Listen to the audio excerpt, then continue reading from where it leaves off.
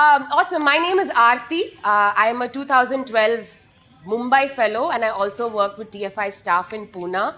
So I was with Teach for India for close to 7 years, and for the last 5 years, I have been consulting as an independent consultant across different NGOs globally and in India. And I'm very, very excited to come and host Human Library because library is very close to my heart. I would love to hear maybe what comes to your mind when you think of library. What comes to your mind? Would love to hear a few people share what are your favorite memories of being in a library? Silence, yes. Yes. Stories. Diversity, resources, Absolutely. Can you hear a few more?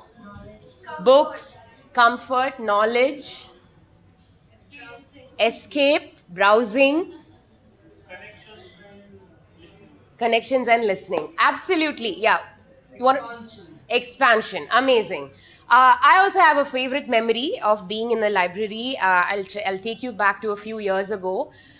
When I was in grade 5, I was an extremely shy student. I was one of those kids who would sit at the back of the class, not paying attention. I would just come, put my head down. I would do what the teacher told me to do and go back home. And my classmates were not very nice to me because I was a chubby kid. And there was nothing I enjoyed about school.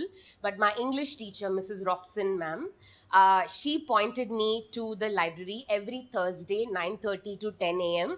We had a library class. And it was my favorite period because she said, Aarti, go to the library. At the corner of the library, there's this shelf. Pick out this book called Harry Potter. And I was like, okay, I don't know who this Harry Potter is. Let me go pick. And it was one of those books you have to read and put it back. You can't take it back home. So I literally had only 30 minutes to read the book and put it back. And she pushed me into this world, and I was the only thing I would look forward to every day was when is my library period going to come. And that was the moment which changed my life completely. From being that student who was only putting their head down, I became one of those students who started a Harry Potter club in school. The misfits like me would come together. We would exchange spells, we would duel with each other, and my teacher would just sit me down and ask me questions. What was your favorite part of the story? What would you if you were this character? And she put me on a different life path. So if it was not for the library, I don't know where I would be today. And I'm sure all of you have some crazy memories or sweet memories of the library. And we thought we will do a twist on the library today. And instead of reading books, we will read humans. There are spectacular humans that have had amazing journeys, and they are here today to tell us what makes them who they are. And you will be borrowing books who are humans today and spending some time with them exploring and diving into their world. They are real people. These are going to be real conversations. So you spend time with them, understand what have been their journeys, and spend time asking them questions of who they are. This is not about just their Teach for India journey. Their experiences are way beyond TFI as well. And they have some fantastic stories to share. So, what we have for you in store today are 12 humans or books you're going to be reading. Can you all just raise your hand, the humans you're going to be reading today? So, they are around the room. So there are two people here as well. There's Kaki, there are a few alums, you have staff, we have TFIX. So we have a bunch of different people here. So you can choose which book you want to borrow today and read. So we have the 12 books over here. So what you will do is you can come, you can see the book you want to read, you can see their name, their photo, and the title of their book. So if you want to read that book, you can choose where you want to go. You find them. They are in some of the shelves here around the room. So you find them and go take a spot. Sit with them. You have about 15 minutes to spend time with them. So they'll take about 6 to 7 minutes to share their story. And then 6 to 7 minutes, you can ask them questions. Then you can come back and you can pick another book you want to read. So you get to read 2 books today. Yes, so that's really it. And then after you read 2 books, we'll come back to this space together and we'll learn about what did you read today? Yes. Okay, so take about 5 minutes.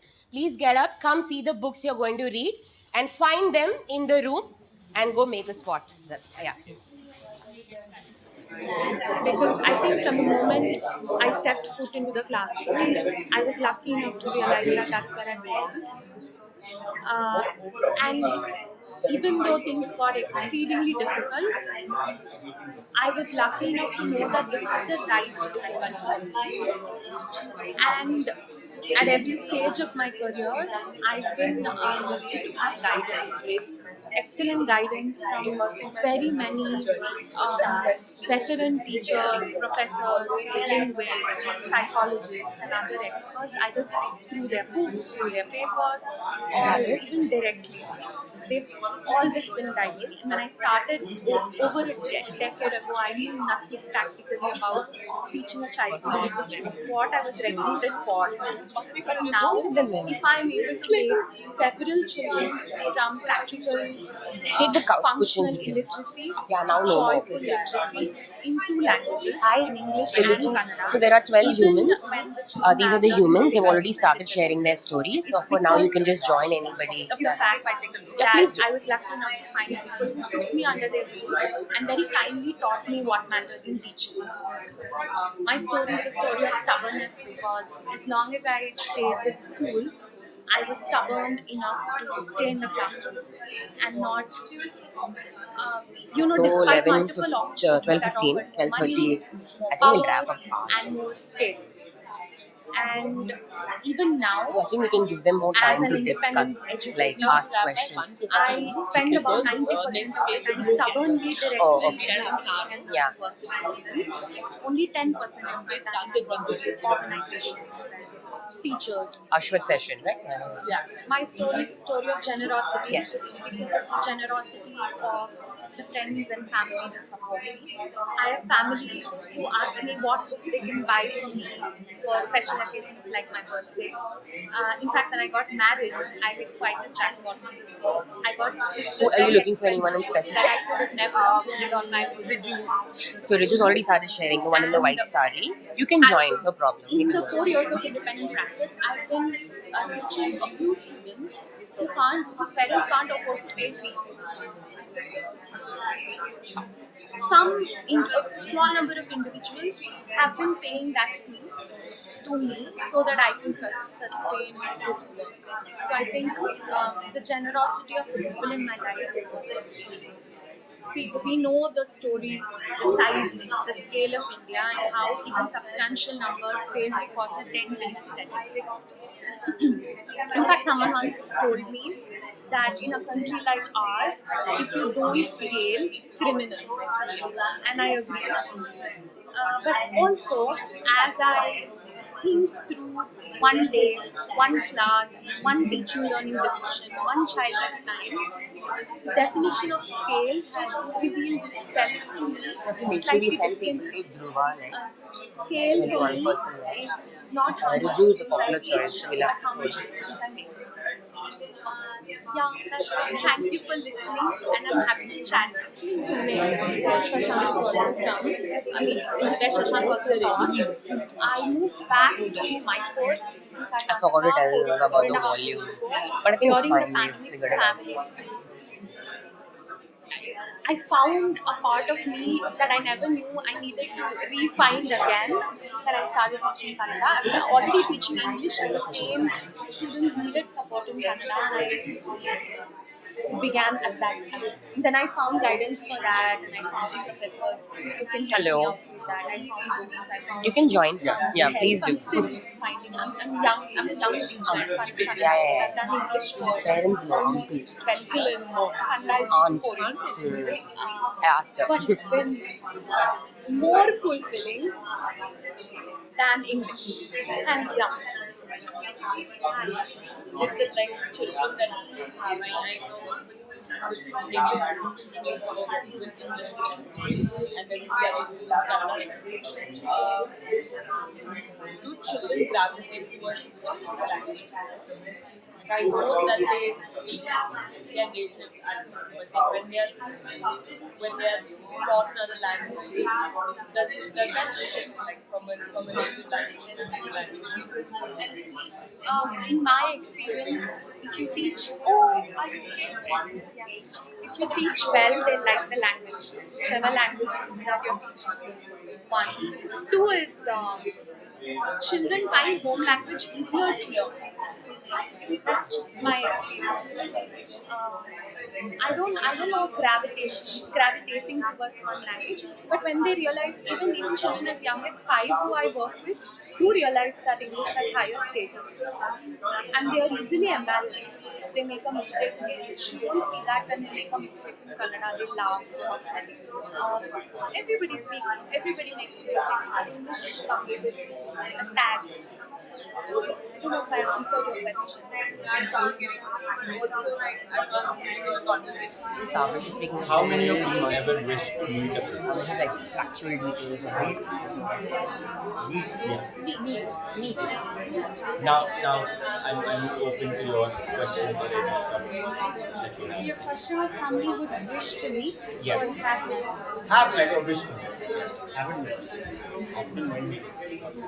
So if you ever wished to, so that would be the idea of getting an empathetic lens when you talk to them or when you know about them. When you hear about ex-prisoners, this lens of what the stories are, who they represent, is much more will go a long way than just looking at them through a crime lens or a judicial lens. So it's really about knowing their stories, their background, and what the criminal justice system as a whole provides right now, and why it needs to be there. She also mentioned the point saying that beyond the gate, like once they are released beyond the gate, there were things like people should give them jobs, etc. So I'm just in good perspective, rather normally what people think that if they have got focus, they must have done something wrong. So even if they should be groomed, they should be trained at that point in time before the release from the gate. Once they release from the gate, how we will make a judgment or how we will come to a point saying that okay, he will not do things again badly, because if someone is indulged in these wrong activities, the tendency is more towards again, since you said repeatedly they're coming, some is also coming repeatedly, like why they're coming, what they're doing, why they're not taking it as a lesson and doing something good, or maybe even if there is problems of job, whatever we say. See, job problems we say, but if you develop a skill set, he can find something or the other, right? It is his willingness or his indulgence towards some things, right? So how we will address this part? Like, what your organization is doing, projects in Shampoo Association, what all you are doing under this? So one of the central idea, as the name suggests, is that we bet on them through giving them a second chance. We bet on them that they can make a difference further in the society. How you decide to bet on them? Is there a psychological test? How you Because we have make these that numbers. Because we have these numbers. Most probably that particular person, just by being inside a prison, he's an under trial. So he's not yet guilty of the crime that the society is supposedly asking him. So it's a bet. People, all we ask from people is to bet on such individuals. If they are under trial, all the more that they need help. We do not know for a fact is that they have committed a crime. It's for the judiciary to decide. It's not our job to decide if that person was guilty. Even if they were, it's not my job to be a judge executioner. My only job, what we sort of limit ourselves to think, is whether that person deserves a second chance, and we equate that with everything in life. Everyone deserves a second chance, and that's what we do. So, We have right now, we started with these three. okay. Right now, we have more than 25 films, Okay. and for all of them, our success rate is 100%. No more And cases. you're working only in the hard. Tihar jail, and we recently expanded Dehradun. Sorry, when you say you have 100, Switch to the next Akhilesh, one. for Yeah. example, faced mental health issues, and he designed this buddy system. Rahul faced challenges in so finding like work. that, 25 of them are Yes, doing different yes, things. yes. But just to ask you, when they're under trial, they can't be let out of a prison, right? They can So parole, even only on parole, bail. till such time as they are tried. Yeah, right, So right. how long does it take for a prisoner to get tried on average? It's more than 2 years, 2 years. for even as low as petty crime.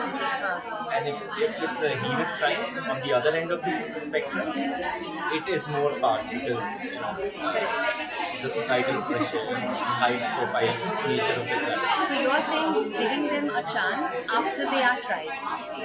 No, even so, the whole judiciary system, we look at it this way. Regardless of whether a person is tried in the court of law or not, it's a job to bet on such people. That's a whole different process of deciding the guilt of a person. We are not that. We are saying people commit crimes on circumstantial basis. On circumstantial basis. So, if we change the circumstances, that's where we really target the prison population community. That's where we really I'd ask them So five, you want to those actually 5 change minutes. society. right. Yes. So it's not prison reform, but it's society reform Right. in a way. Right. Indirectly, yeah. Prison, in many ways, is any other system. It's like a subset of the society. Right? Whatever you see happening outside, it happens in prison as well, just 10 times worse. Discrimination 10 times worse. Inhumanity 10 times worse. So it's part of like a subset of the society that we are on. Have you seen the movie, the Mendes brothers?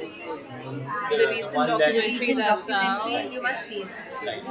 Fabulous. Fabulous. I'm in the alumni reunion group. I would say first is clear communication. 2 minutes more. From people that I was working with, like I communicated, but the response was very cold or very slow. So I feel like that was first thing that I would have wanted.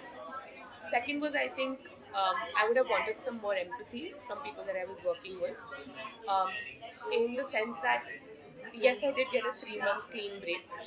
Um, but then beyond 3 months, nobody knew what to do. Even I didn't know what to do. But then at that point, I would have expected people that I was working with to have more empathy in decision making. And I think the third thing would be support work wise.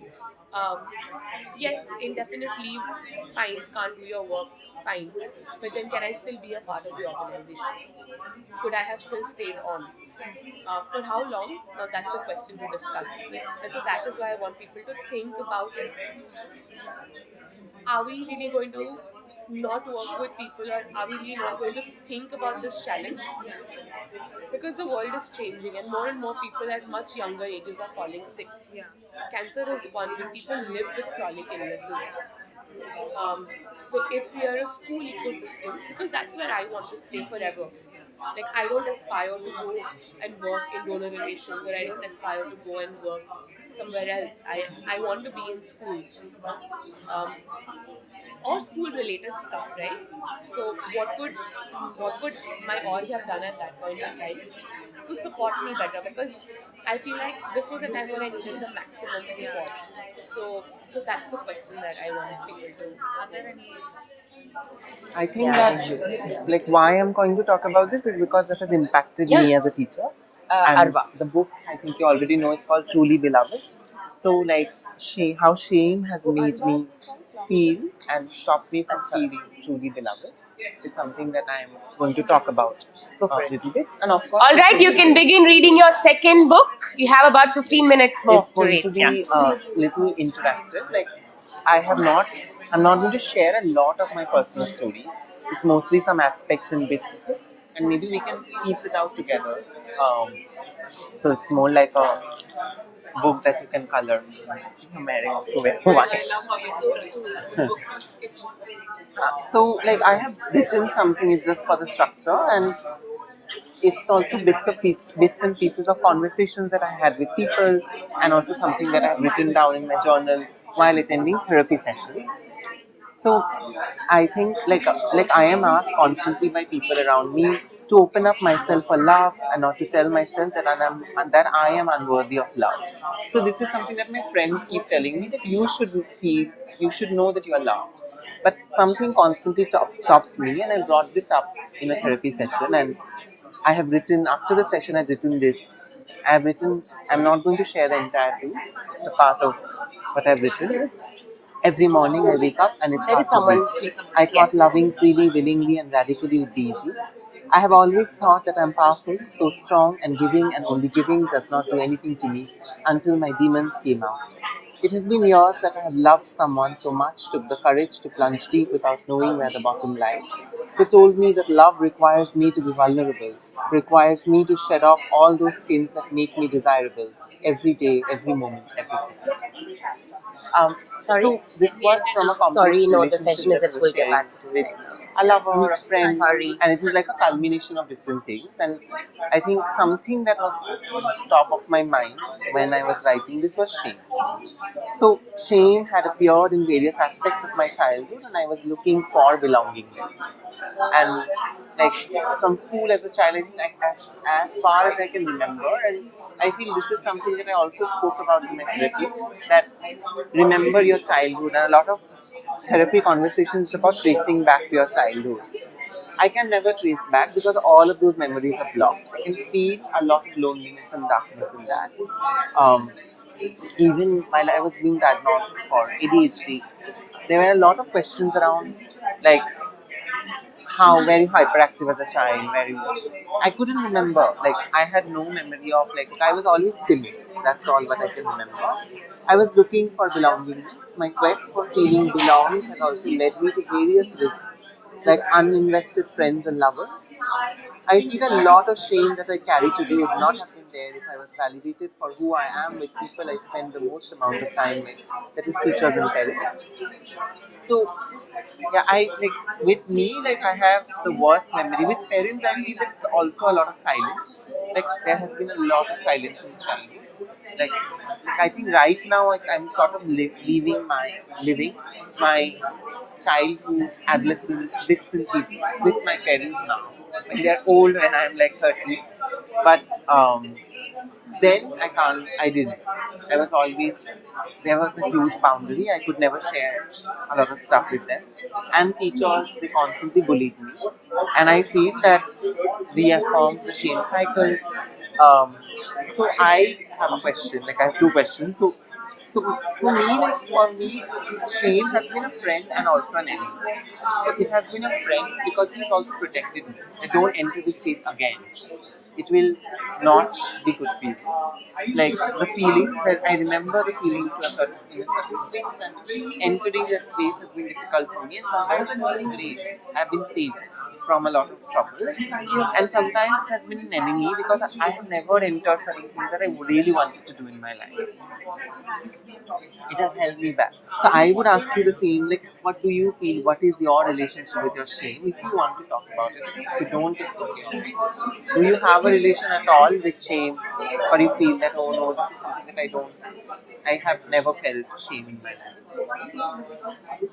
For me, shame has largely been around my body and the shape and size of my body. And like I've always had a relationship with shame with it because I think from a very young age, like I think when I was really young, I was underweight and I was shamed for that. And then as I hit puberty and I grew up, I was shamed for becoming overweight and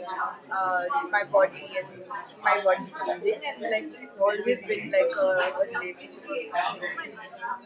That way, if you look at it, shame has been my enemy most of my life. But now it's become, I think therapy, like you said, has largely helped in understanding where has shame come from and protecting myself from going back to those places which brought that feeling.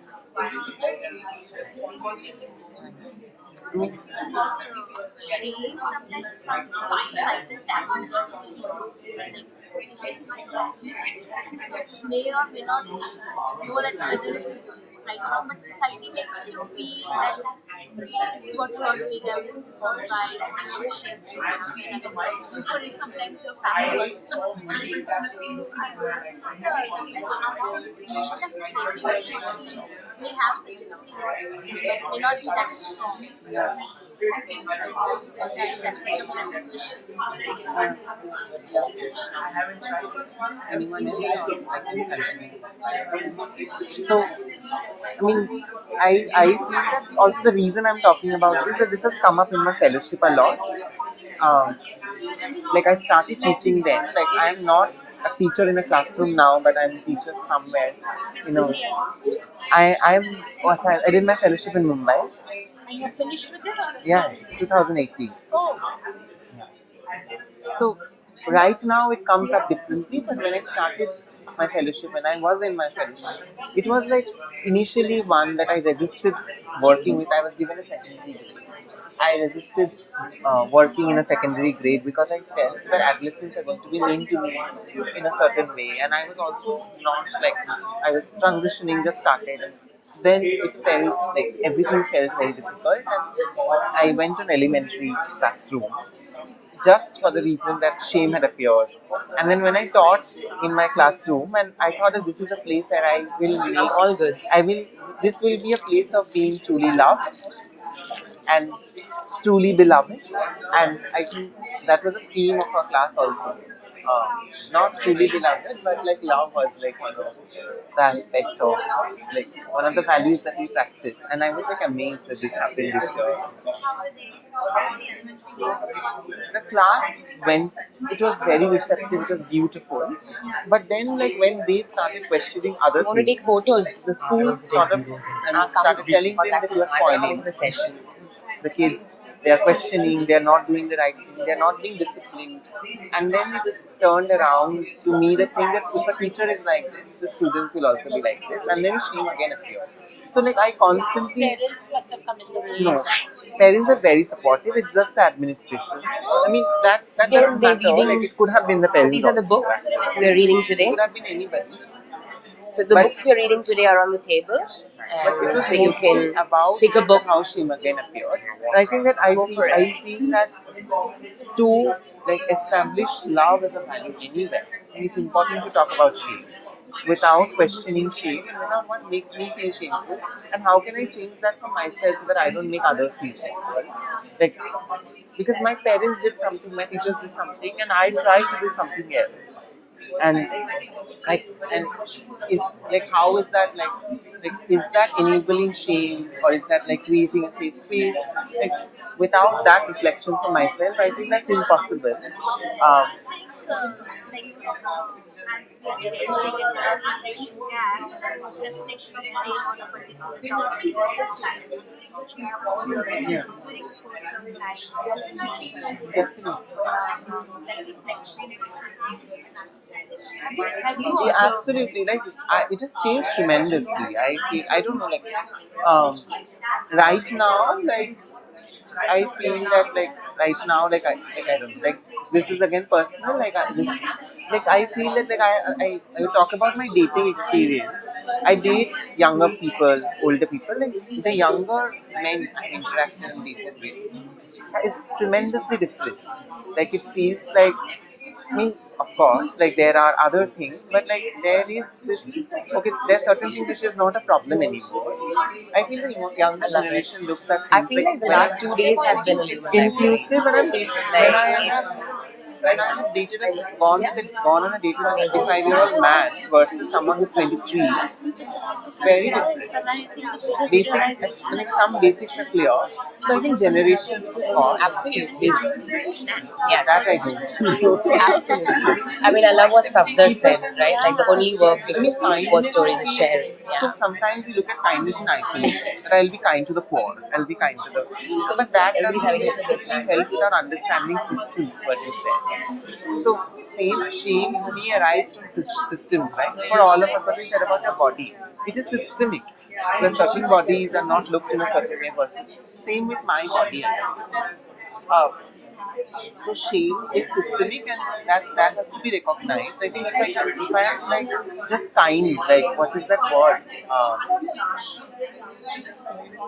What do you call that? Like similar, everything is same.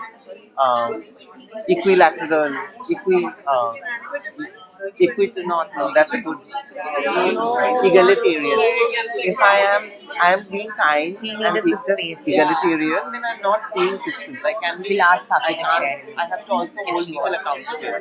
While being kind, my shame also forces me to hold other people accountable. That you have done this to someone like me before, and I will not let you do this again.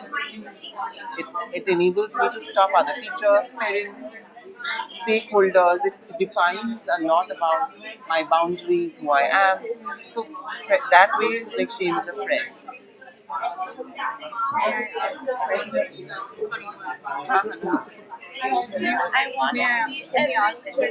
Yeah, you can. I know I have just Kaki last needed the bit, I space think. today.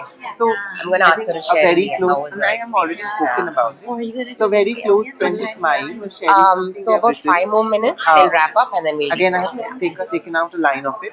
It's like I teach because I love, and this has been said by bell hooks because it is a radical act. As a Do teacher, one I more book? bring in all parts of me, It'll queer, be too much, trans, no? into all learning Too, spaces, and also a lot to encourage my take in. learners to do the same. And Yeah. then only a space can So truly I be was thinking safe. we'll come back together and I'll ask So I people have how this was it question again. That to read does a shame book, and what was the takeaway, and then I'm going to love say ever books, play how a was role it in the work you do? to be read. Yeah.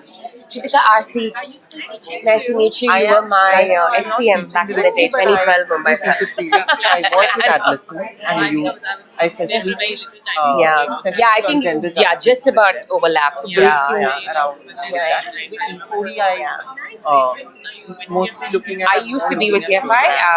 I left about 5 years ago, and now I work as an independent consultant in training, program design across adolescents and youth. NGOs. But I pick projects that I want to work on. Yeah, I love it. I feel like after leaving TFI, I never went back to a full-time space. Yeah, I was here for 7 years. Sometimes when I can and when I'm supposed to. I do think right now look at right now I think so. away from just me talking about thematics like English. Yeah. That's just Yes, I mean, I'm hosting it. I'm literally just sort of brought the 12 humans together and they're all being read now, and we're just wrapping up. I was waiting to speak to Kishan. Yeah. It's a deep conversation. Yeah. So we started at 12, and then you could choose two books you want to read. So one round is already done. It's the second round of reading. Most are fellows, staff, TFIX. No, alums.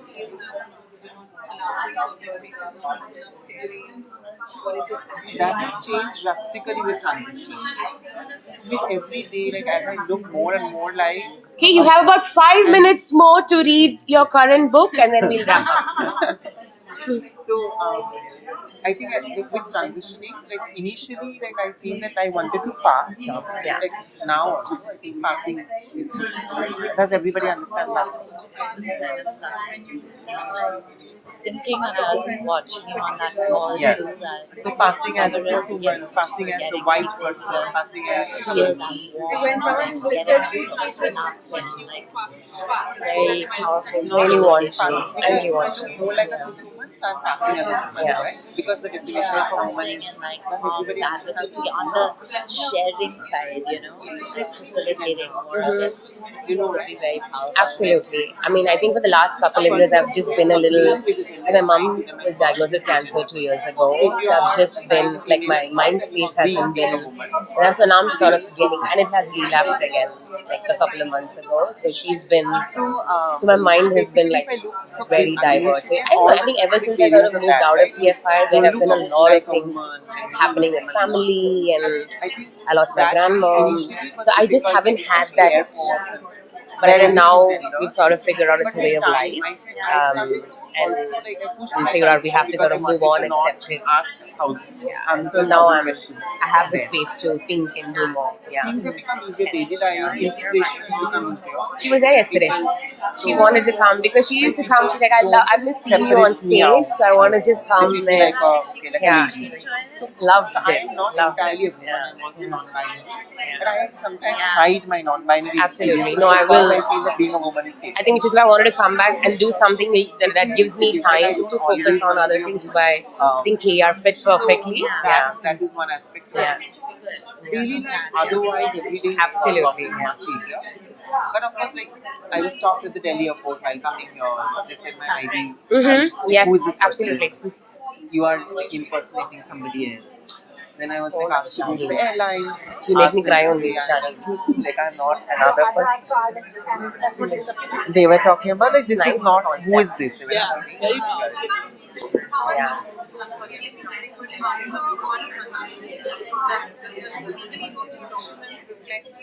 you have to legally transition also. Like I have socially transitioned. Like then taking hormones will not change that. So you have to do the transition process. I'm like that's why I'm very like tensed about tomorrow because I have a passport renewal appointment and all my documents are mail and then I just want a mail passport. I don't want right now change it because that's again I have 3 documents to change the passport. So I haven't done that and I need the passport for something. So when you go to your, I think might be a personal question, choose not to answer, but when you go to your passport appointment tomorrow, how will you go? I am like there's no other way right now. I can't look like a man because like I whatever I try, I look different. Yes.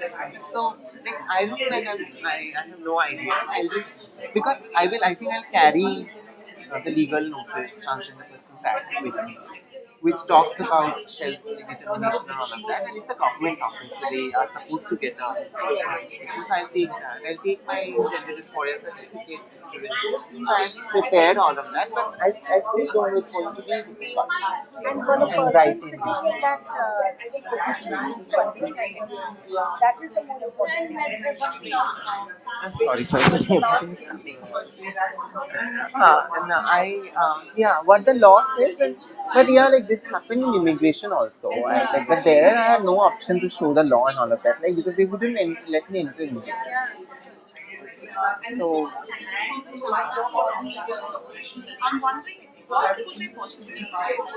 deny. They can deny, no? They will not renew. You have to change. They'll say legally change everything. Or they can also arrest me. They can say that like you can seize my passport. They can say that you are frauding, you are a fraud. Or they can ask you to complete the legal thing, come back and register as a woman for the Yeah, they can do that, but that's going to take a year because then I have to change PAN card and Aadhaar card. For that, first I have to apply for the transgender ID. Then I have to.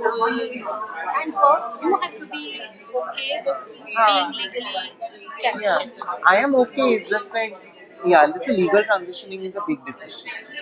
So it's easy, but it's also difficult. Like it's difficult for me right now because traveling and all of that becomes difficult. In trains, it doesn't happen because it's more government. Identity, yeah. And also train, it's government. So government places are a little better. I'm saying that's why I'm okay. Now, one more minute, your last minute. Renewed. But also foreign countries, it must be easy. So I have only been to 2 countries. So there it has been Thailand and Vietnam. So they have anyway less power than India. I'm sorry, I hated when my librarian also did this. Like, time's up, next class, I have to do this. But can I request people who are at the back to just come closer forward in the center. Would love to hear some of your thoughts. So if you could just come. Hello, okay, standing? Yeah. Can you all see me, hear me, people at the back? Kishan आ गया ना नहीं ठीक awesome. So most of you got a chance to read two books today. Would love to hear from a few of you. What did you read today? What did you read? A few of you, whoever wants to share, can share.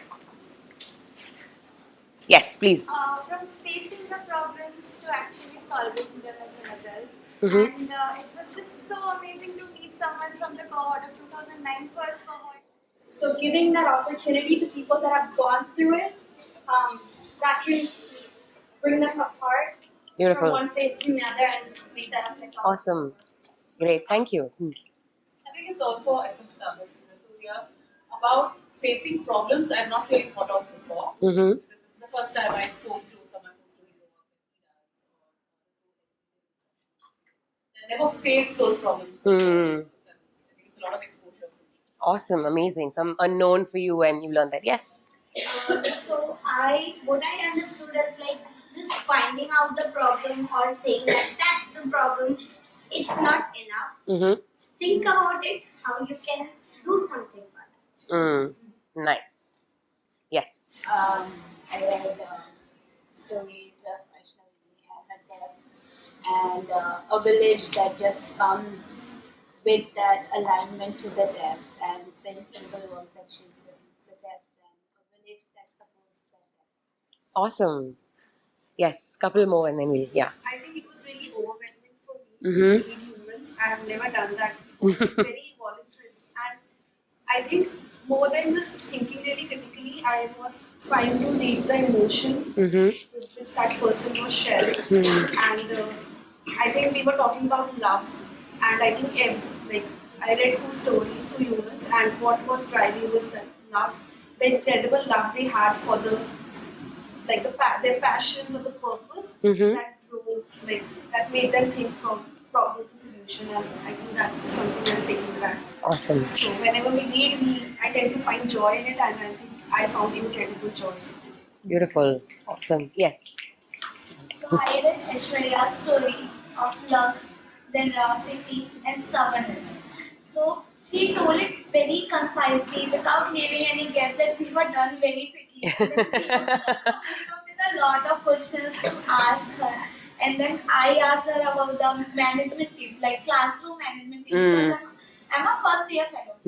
And then she told, it's not that like any tips would not work because contexts are different, and then there are different ways to tackle different students. And then she told me I can reach out to her if I need help. Amazing. You found a mentor in Aishwarya. Awesome. 1 and 2. Yeah. I had children down my spine when I started thinking about how good enough are our second chances, and where does justice end? Is there an end to it? I think when you shared that statement, justice doesn't end there. I think it's a beginning of the justice on a whole. How loving are we with our second chances? Absolutely. I agree. Yeah. Fantastic. Yes. So, I mean, books always ask us questions. Mhm. The book that I studied also asked me some really powerful questions. And the question was, what's your relationship with shame? You know, is it your friend or enemy? And also, are there times or is there have been a time where you have really truly felt beloved? And that set me out on a very reflective mood, and I questioned myself, like, what's my relationship with shame?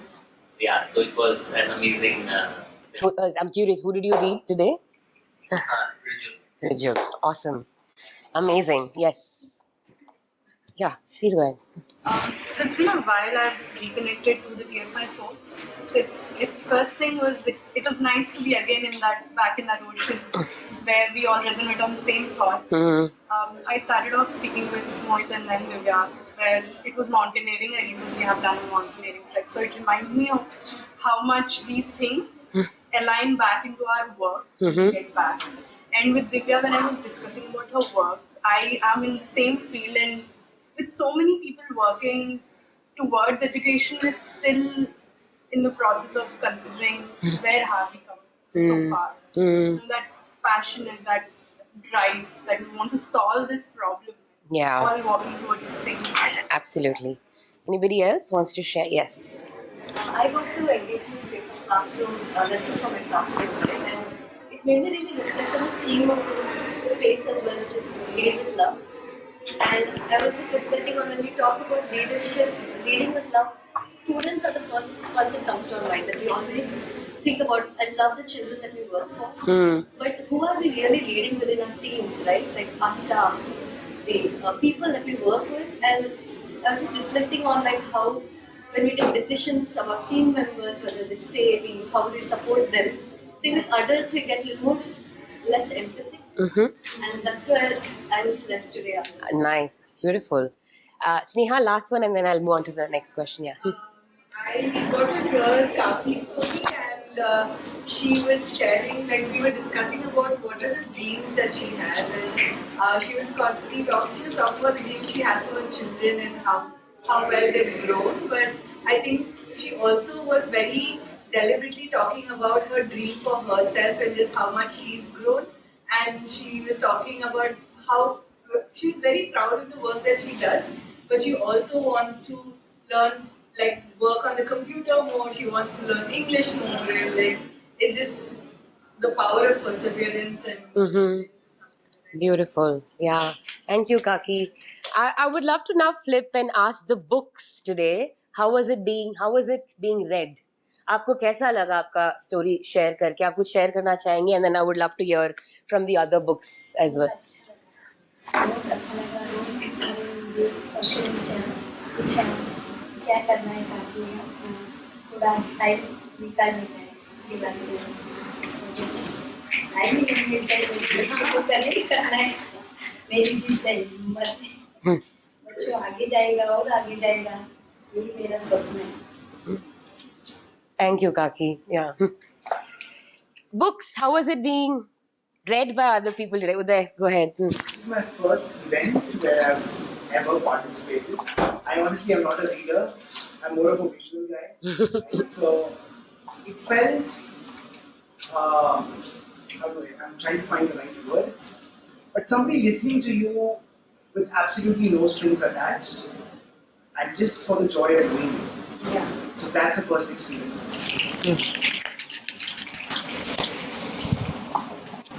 Any other books would like to share? Yes, Kishan Bhaiya.